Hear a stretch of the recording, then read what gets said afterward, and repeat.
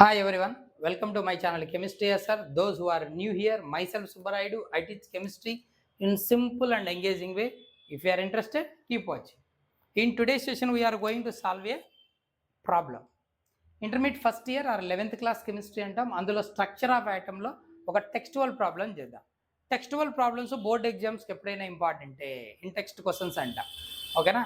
ఎన్సీఆర్టీలో కూడా వస్తుంది ఈ క్వశ్చన్. సర్ప్రైజింగ్ బోర్డ్ ఎగ్జామ్స్కి అడిగే ఛాన్స్ ఉంది. చూద్దాం ఏంటి problem. What are the frequency and wavelength of a photon. Photon అది బట్ లైట్ ఎనర్జీ ఫ్రీక్వెన్సీ కావాలి అండ్ దెన్ వేవ్ లెంత్ కావాలి. Emitted during a transition from n1 is equal to 5 state to n2 is equal to 2 state in hydrogen atom. Hydrogen ఆటంలో fifth orbit నుంచి second ఆర్బిట్కి electron jump అయింది. అలా jump అయినప్పుడు కొంత radiation emit అవుతుంది. Higher energy కదా fifth orbit, lower energy second orbit. Fifth orbit నుంచి సెకండ్ ఆర్బిట్కి జంప్ అయితే కొంత ఎనర్జీ ఎమిట్ అవుతుంది. ఓకేనా? ఎమిషన్ స్పెక్ట్రమ్ అంటాం. ఆ ఎమిట్ అయిన రేడియేషన్ ఫోటాన్స్ ఫామ్లో ఉంటుందిగా. ఆ ఫోటాన్ ఏం కావాలి? వేవ్ లెంత్ కావాలి అండ్ దెన్ ఫ్రీక్వెన్సీ కూడా కావాలి. న్యూ కావాలి, ల్యాండా కావాలి. సరే, ఫస్ట్ ల్యాండా కనుక్కుందాం. అది తెలిస్తే న్యూ వస్తుంది. చూడు, మనకు రిడ్బర్గ్ ఈక్వేషన్ ఒకటి ఉంది. అదేంటంటే nu bar is equals to లేదా 1/λ is equals to Rydberg constant RH into 1/n1² minus 1/n2² అని ఉంది ఫార్ములా. ఓకేనా? ఇది ఫార్ములా. ఇక్కడ RH n1 n2లు సబ్స్టిట్యూట్ చేస్తే ల్యాండా కనుక్కోవచ్చు. ల్యాండా వస్తే న్యూ ఆటోమేటిక్గా వస్తుంది. New is equal to C/λ. అది ఇబ్బంది లేదు. సో మనకు న్యూ కావాలి అంటే C/λ. సి ఫిక్స్ కదా, సో C/λ వేస్తే ఆన్సర్ వస్తుంది. సో మనకు ముందు ఏం కావాలి? ల్యాండా కావాలి. సరే, ల్యాండా తెచ్చుకోవడానికి ట్రై చేద్దాం. ఓకేనా? సరే, before that n1 given that ఏమేమి ఇచ్చాడు? n1 ఇజ్ ఈక్వల్స్ టు 5 అంటే ఫిఫ్త్ ఆర్బిట్లో స్టార్ట్ అవుతుంది. And n2 is equals to 2 second orbit. Balmer సిరీస్లో వస్తుంది spectral line, coloured spectral line ఇది. Okay, good. But Rydberg constant RH is equals to 109,677.6 centimetre inverse RH value. వాటిని ఇక్కడ substitute చేస్తే మనకు కావాల్సింది వస్తుంది. Therefore 1/λ is equals to 109,677.6 into 1/n1 ఎంతనైనా 5 కదా, so 5² minus 1/2² centimetre inverse substitute చేసాం. ఇప్పుడు 1/λ ఇజ్ ఈక్వల్స్ టు 109,677.6 ఇంటూ 5² అంటే ఎంత? 25. 2² అంటే ఎంత? 4. ఎల్సిఎం తీస్తే ఎంత? 100. ఓకేనా? 25 ఇది 4, so LCM 100.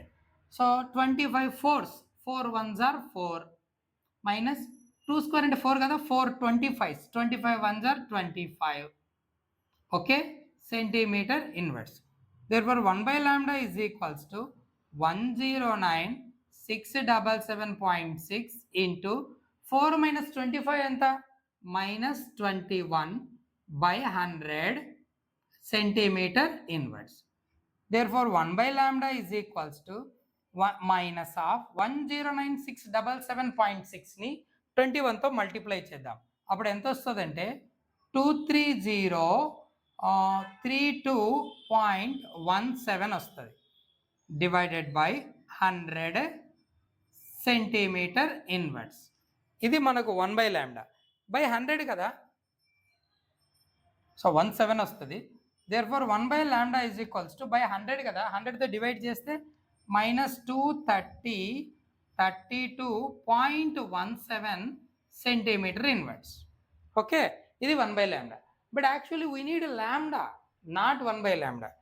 therefore lambda is equals to ఏమవుతుంది? 1 ఈ వాల్యూ కదా, మైనస్ 23032.17 డినామినేటర్లో సెంటీమీటర్ ఇన్వర్స్. ఇది పైకి వస్తే ఏమవుతుంది? సెంటీమీటర్. లాండా సెంటీమీటర్లు మీటర్లేగా. therefore lambda is equals to 1 ముందు మైనస్ అలాగే ఉంటుంది. 1 దీన్ని ఏం చేద్దామంటే 2.303గా మారుద్దాం. ఓకేనా? ఇంటూ 10⁻2.1 2 3 4 డిజిట్స్ వాల్యూ తగ్గించాం. సో 10⁻4 వస్తుంది. పైకి వచ్చేసరికి ఏమవుతుంది? అది సెంటీమీటర్ అవుతుంది. అలా ఉంచు. Therefore lambda is equals to -1/2.303 into 10⁻4 -4 centimetre. 10⁻4 పైకి వస్తే -4 సెంటీమీటర్, ఇన్వర్స్ డినామినేటర్లో పైకి వస్తే సెంటీమీటర్. ఇది therefore lambda is equals to 1/2.303. ఈ వాల్యూ క్యాలిక్యులేట్ చేస్తే మనకి ఎంత వస్తుందంటే -0.434 వస్తుంది into 10⁻⁻4 centimetre. Lambda is equal to దీన్ని ఏం చేద్దాం అంటే 434 రాద్దాం. 434 ఇంటూ 10⁻⁻3 434 పెంచాం 3 డిజిట్స్, అందుకు తగ్గిపోయింది. Into 10⁻⁻4 centimetre. Therefore lambda is equal to -434 10⁻⁻3 10⁻⁻4 10⁻⁻7 centimetre. 10⁻⁻7 సెంటీమీటర్ని ఏం రాయొచ్చు మనం? 1 నానోమీటర్ అని రాయొచ్చుగా.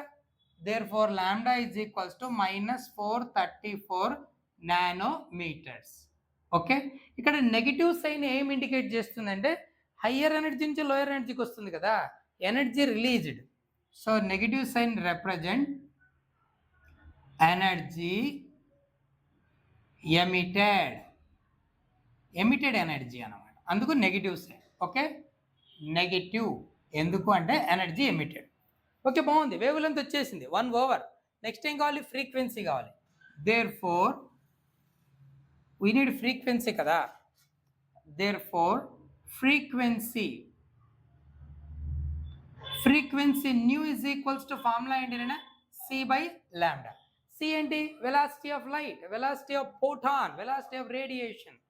therefore nu is equals to 3 into 10⁸ meter second inverse divided by ఇక్కడ వేవ్ లెంత్ ఎంత ఉందనేనా 434 nanometers.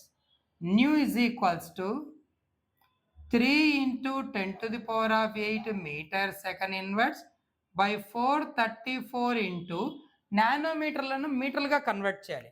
We know 1 nanometer is equals to 10⁻⁻9 meters.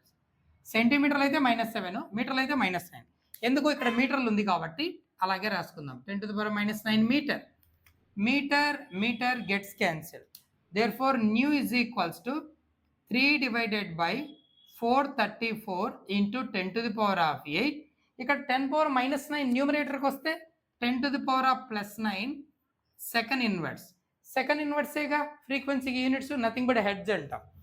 Therefore nu is equals to 3/434. 3ని 434తో divide చేయలేము కదా, కాబట్టి ఒక 10కి ఇప్పుడు ఇటు తీసుకొచ్చేద్దాం. అప్పుడు 3000 by 434 into 10⁻5 into 10⁻9 హెడ్జ్ అని రాయొచ్చా సెకండ్ ఇన్వర్స్ని? సో 3434 434 sevens, 4 sevens 28 కదా, అంతేగా. So 434 sevens 3000.